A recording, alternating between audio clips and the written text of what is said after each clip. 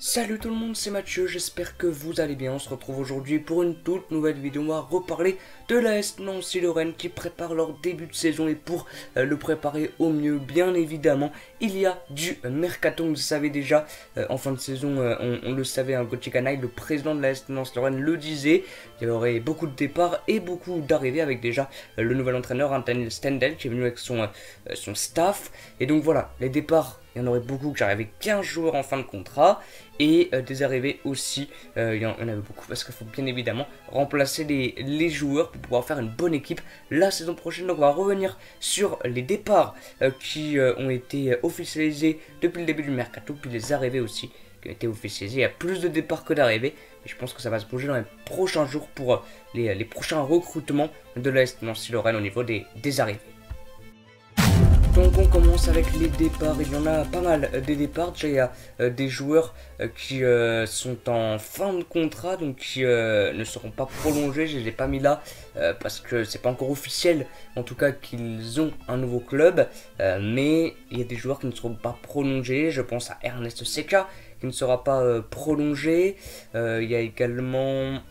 je crois Ousmane Sissoko également qui ne sera pas prolongé. Bon, il y a plusieurs joueurs qui ne sera pas prolongé. Aurélien Gambia aussi, c'est lui qui n'a pas voulu être prolongé. Il est suivi de près, je crois, par un club suisse.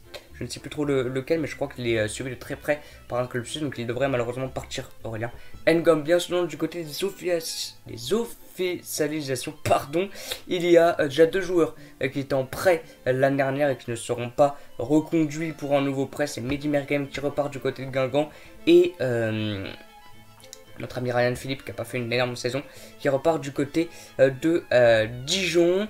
Mathias Fischer, lui, c'était officiel hier, part du côté de Bourg-en-Bresse. Pas eu beaucoup de temps de jeu non plus. Donc c'est un jeune qui, je pense, on aura beaucoup en national, hein, je crois, Bourg-en-Bresse. Donc en tout cas, j'espère pour lui qu'il aura un petit peu plus de temps de jeu que à Nancy. Christopher Wu aussi qui part du côté de Lens. C'est malheureux hein, qu'on n'ait pas réussi à le garder parce que c'est, je pense, le futur en défense centrale. Hein, il aurait été titulaire indiscutable vu sa fin de saison avec l'AS Lens. Malheureusement, il a refusé un contrat pro, puis il a accepté d'aller du côté de Lens. Et puis Kenny Rocha Santos est parti du côté d'Ostend, le club que Gauthier Canaille aussi connaît bien vu qu'il est président d'Ostend. Donc il est parti du côté de la Belgique, Kenny Rocha Santos. Donc on perd quand même deux très bons joueurs, hein, Christopher Wu et Kenny Rocha Santos.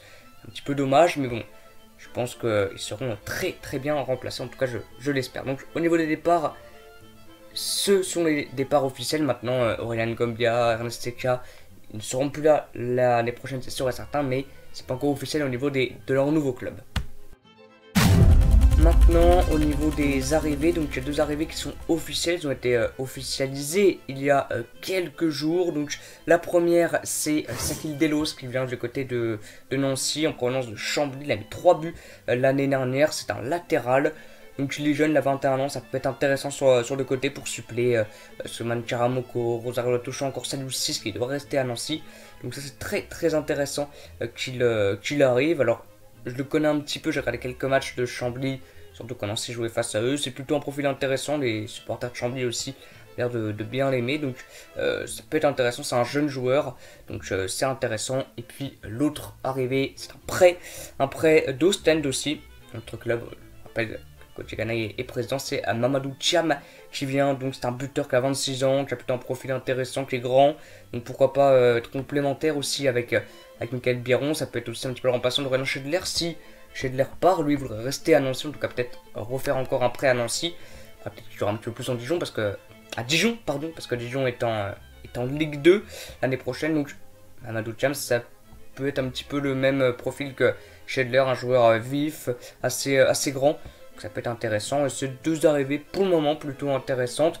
Deux autres qui devraient peut-être être officielles dans les prochains jours. Celle de Luc Thomas qui est du côté de Barnsley, je crois. Autre club hein, de Mamadou Thiam. Son maillot c'était du côté de Barnsley. Je crois que Daniel Stendel était entraîneur de Barnsley, donc il les connaît bien. En tout cas Luc Thomas le connaît bien. C'est lui qui a demandé un petit peu de s'intéresser à lui. Pourquoi pas un prêt, on en parle. Et aussi Andrew Young, le meilleur buteur de National de l'année dernière, qui est dans les petits papiers de l'AS Nancy-Lorraine. Pour le moment, ce sont les deux joueurs qui ont été officialisés. C'est donc Mamadou Thiam et ce kill d'Elos. C'est la fin de la vidéo, j'espère qu'elle vous aura plu. Si c'est le cas, n'hésitez pas à liker, commenter, partager, surtout à vous abonner. On se retrouve très bientôt pour une nouvelle vidéo. Donc je vous dis à bientôt et ciao.